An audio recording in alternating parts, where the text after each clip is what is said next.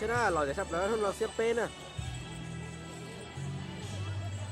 Đấy tụi tôi mua có phỉ thế này xong sắp lần giờ lấy từ tàu bỏ nó là họ chơi tàu lúc bé thì công lý nó đó Công lý nào công lý họ dùng tôi để sập lại chỗ này nè đâm rộp cờ đấy đâm từ lúc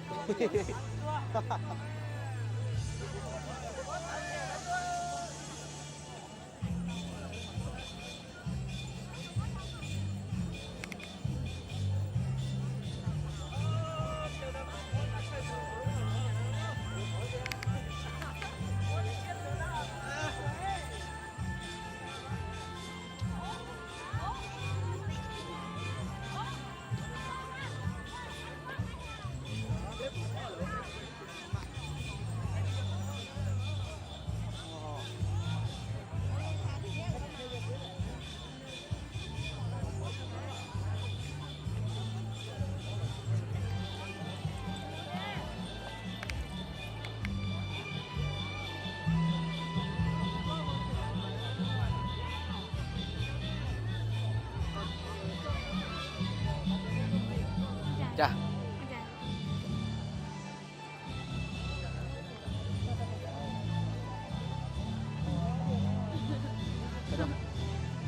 Thế đó. Quay hả? Đang quay mà thì cứ đứng đấy đi chụp giờ mà. Đấy nhá.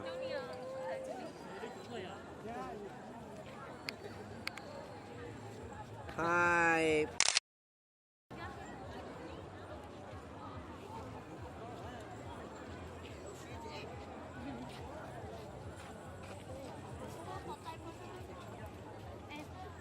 Bắt đầu từ 1 đi 11 đó. Đấy. Đây là cái một máy rồi. Biết đâu. Nè thì nhỏ nó một xe. Nè thì là một xe. Nó chỉ học kiểu một thứ. Giúp làm chuyện cho nó nhé. Nào, ăn rõ rồi nhá nào. Rõ rồi nhá nào. Nó thì còn chỉ có nó thì mình không thể lắm.